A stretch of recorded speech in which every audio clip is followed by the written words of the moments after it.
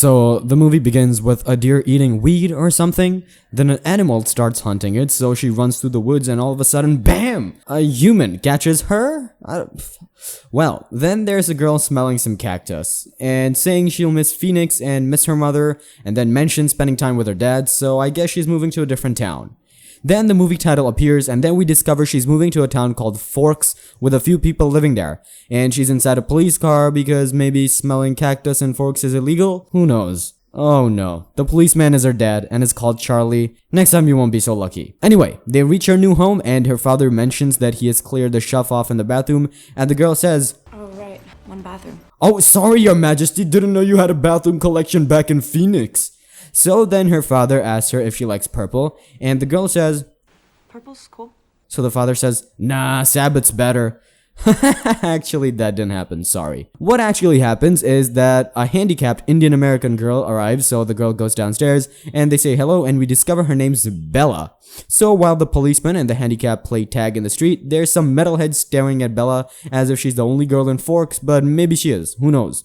But it turns out they used to be childhood friends. Then they give her that red truck over there as a present, and Bella's so happy she attacks her friend with the truck's door.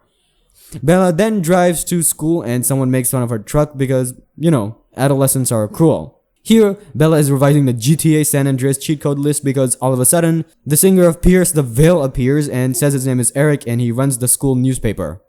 Then they play volleyball and Bella's such a bad player, she hits a basketball player in the head. Boy, she loves punching people. Who is he? Troy Bolton? Nah, that's another movie. No way. He's actually Mike. And they say hello, and then jealous girl approaches and says she's called Jessica. Then the four gather in the cafeteria, and out of nowhere, a pervert kisses her on the cheek and runs away, and they can cancel him on Twitter because it's only 2008. Then a girl takes a picture in front of her face. God, these kids are savages, but well, they're all friends, or it seems so. Then some weirdos all in white arrive. They're all the Cullens, and they're foster children who are dating each other. But Jessica is such a Karen that she asks if that's even legal. Then this guy arrives and a cheesy romantic song comes out and Jessica says he's Edward. And Bella is like totally in love with him even though we're just like 10 minutes into the movie. Later in the biology class, Edward smells Bella's gas or something and he's about to vomit. And Bella feels bad because she thinks she stinks. Here, Edward gives Bella a shot of vodka, I guess. So anyway, then Edward runs away and Bella is so mad at him like, who is he not to bear her bad smell? So what's Bella going to do? Confront him. Yeah, don't mess with the cactus girl. But it seems he never shows. Then the guy who kissed her on the first day of school throws a pencil or candy at her. This guy is so stupid. You call those your friends? Well, Bella is still mad at Edward, but he doesn't appear for days. Then the scene changes and we find a worker running away from something. And here, 3 guys caught him. Poor guy. What are they gonna do with him? But if you were feeling bad about him, don't worry, because here's a funny scene where Bella slips and falls on the mud. Then, Bella's father says a security guard was found dead by some animal. So Bella goes to the school and who's at the biology class? Edward, yeah! Now she's gonna tell him how much of a monster he is. But she doesn't. Instead, Edward introduces himself and says he had to stay away from some days and he jokes around and Bella does this weird face, then does yet another weird face, and after class, Edward asks why she moved to the town and is like really interested in her, which is rather romantic or just too annoying. And then Bella discovers that Edward's eyes change color and he says it's because of the fluorescence, then goes away. Like, he's so mysterious. Bella loves that, right? Then, out of school, there's a great scene where Bella's about to be crashed by a car, but who comes to rescue her? The Batman. Yes! And Edward stops the car with just one hand. He's probably into steroids or something, and Bella's like so shocked. Then the annoying guy apologizes. Gosh, can you do something good for once? And they take her to the hospital, but she's got not a single scratch. And Bella's father is really mad at the annoying guy, but truly he's like the most chill out police officer in the world, isn't he? I mean, come on. I thought he would beat the hell out of him and then we'd get a dramatic scene where Bella's crying like, stop, Dad, please stop. But no. Then the doctor appears, who is Edward's adoptive father, and he's so white, he looks kinda like Jared Way in the Black Parade. Later, Bella confronts Edward and asks him how he could just stop the van with just one hand, and Edward says, it was the power of love. Nah, I'm joking. He plays mysterious and got away again. Then they are about to have a weird school trip and Mike wants to take Bella to dance and Edward does this weird looking face and that's supposed to be sexy but it's actually strange. So Bella rejects the invitation and the whole scene is a rather uncomfortable situation, but thank God the teacher interrupts saying, green is what? Good. So yeah, now they're gonna get high and everything as they do in real adolescent films. Finally, And look, they even got beer. This is such debauchery. But nah, in reality, they're just at a greenhouse, and once again, Bella wants to know the truth, but she falls again. Then Edward tells her that they shouldn't be friends and he plays the bad guy, and here, Bella drops her bag. Back in school, they invite Bella to the beach, and Edward comes back again like everything's fine, which works because he's the main character of the movie, so he can do whatever the hell he likes. He says he wants to be with her, but they shouldn't, which is really confusing and sounds like something Charles Manson would say to get people in a cult. Anyway, Bella invites Edward to the beach, but he refuses. Then they go to the beach, and 3 Thrashers come, and one's Bella's childhood friend, and they talk about Edward, and one of the metalheads says, "The Cullens don't come here." And Bella's so smart, she realizes there's a hidden message in such words, so she asks his friend what the hell those guys were trying to say with that, and her friend tells a legend of how their tribe supposedly descended from wolves and the Cullens supposedly descended from some enemy clan, and how his great-grandfather made a deal with them so they would stay away from their land. Man, that alone would make a better movie than this one, wouldn't it? Now, here's a scene where some vampires trap a guy in his boat, and also a vampire version of Rick James appears, and they just killed the hell out of that guy. Meanwhile, Bella is doing some research on a 2008 Google searcher, and she decides to buy a book with legends to know more about that story. So she goes there and purchases the book, and when she's out of a gang of men, wants to harass her, but luckily, Edward arrives in his Batmobile and rescues Bella, and then he gets too emotional and says, "You don't know what those guys were thinking of," and is recklessly driving. Then takes her to dinner. Wow, what a lovely first date. "Hey, so you were just about to be harassed?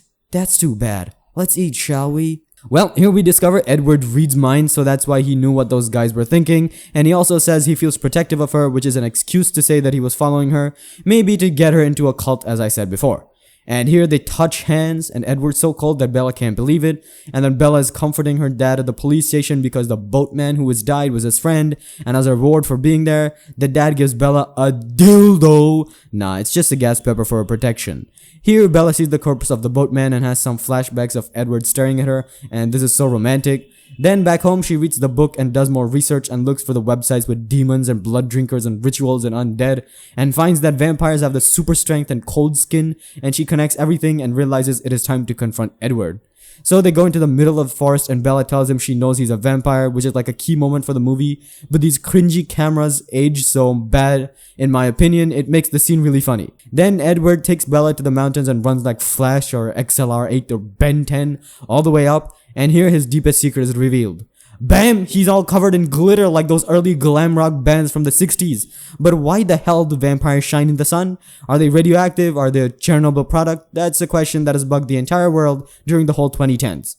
Anyway, Edward's like, "Get away from me, I'm a killer," and then jumps through the trees and plays the victim just like cult leaders do to manipulate people, which overall makes my theory more of a fact, doesn't it? Well, summing it up, Edward says he and his family control themselves by drinking animal blood instead of human blood, but that just never satisfies them, and that human blood is so good that he's afraid he'll fall for it again, and that's why he wants to get away from Bella because he doesn't want to hurt her. Aww, such a sweetheart. So I believe Edward's like a vampire in rehab? Doesn't matter. Bella says she's not afraid of him and she wants to be with him, and a piano starts playing and it's so cheesy and romantic. Then Edward shines again. Now here Bella's in her bedroom and says, "About 3 things I was absolutely positive. First, Edward was a vampire." Like, thank you for clarifying my doubts. I couldn't have guessed it. Well, the other 2 don't matter at all. Then Edward takes Bella to the school and he's so cool wearing sunglasses, and students stare at them as if they were famous, like, I don't know, as if Edward had appeared in a Harry Potter movie or something.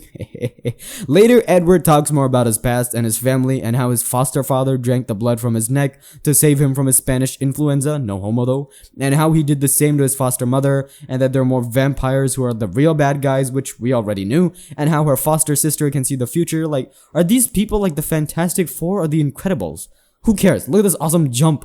Now, Edward invites Bella to his house, so the next day they go. Meanwhile, in the kitchen, the whole family is cooking, but Edward says Bella already ate, and one of her sisters gets so mad she breaks the salad. But Bella apologizes, saying she already ate because she knew vampires never eat. But Edward's sister is mad because she's scared their love could put the entire family in danger. And here, Alice and Jasper arrive. And Jasper has to control himself because Bella smells good, and he wants to drink her blood. But Jasper has this annoying face as if he's having an erection in the middle of the beach and he's not wearing panties under his shorts. So Edward takes Bella the hell out because the whole situation is too cringy for him, and he doesn't want someone else drinking his girlfriend's blood. Which, I mean, who would want that? Up in Edward's room, Bella's surprised that he doesn't have a bed, and Edward says he never sleeps, but I mean, you have a TV set and vinyl and books. Why wouldn't you just have a bed to just, I don't know, lay down for a while and listen to music and maybe touch yourself a while? And I mean, you don't have a bed because you don't sleep, but you do have a kitchen full of tools even though you don't eat. But hey, who cares? Because now, Edward took Bella and off they go to the trees, and he climbs like George of the Jungle, and they're alone at the top of a tree, but they never kiss each other. Come on, you showed your girlfriend off to the entire high school, why don't you freaking kiss her? Now, instead, you play her, the piano. The next day, Bella's talking on the phone with her mother, and bam, Ed breaks into the house and says he likes watching her sleep. Why? Why do you have to be such a pervert? Then he kisses her.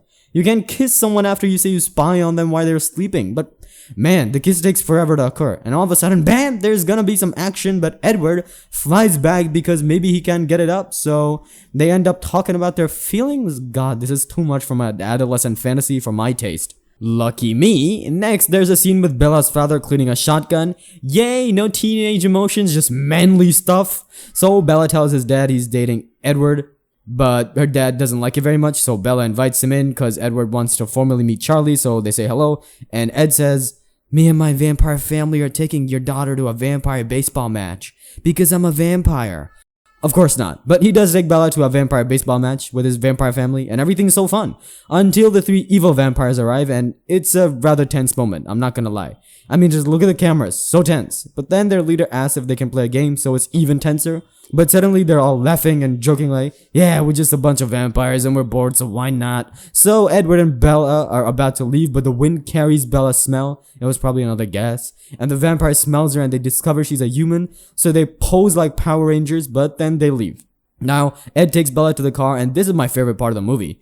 Ed explains that he read James's mind, the bad long-haired vampire, and he discovered he's going to chase Bella until she's dead, and the only way to solve the problem is taking Bella out of town, then killing James by ripping him apart and burning the pieces. I mean, come on! The entire conflict of the story escalated in just 1 minute! So the plan is the following. Bella plays the angry adolescent with a broken heart, then tells his dad he's a loser and that's why mother left him and she's moving back to Arizona. Then Edward's brother and sister take Bella out of the town while the rest misleads James and Bella's scent taken from one of her jackets. When James realizes it was a trap, he finds Bella's house in Arizona and takes her mother as hostage.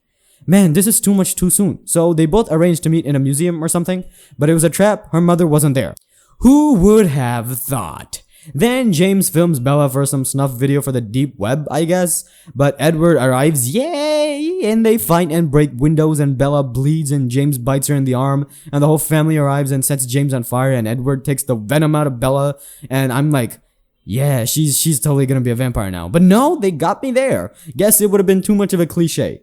Bella wakes up at the hospital with the whole family there. Then her mother tells Bella that Edward said she tripped from the hotel stairs and went down through the window like it was the perfect excuse, but cinematics just got too goofy and I laughed here.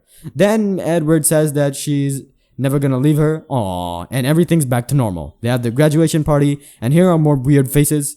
Then Edward's about to bite Bella in the neck and make her a vampire, but surprise, it doesn't happen. Maybe next movie? Then the credits. Too bad there weren't werewolves in this one.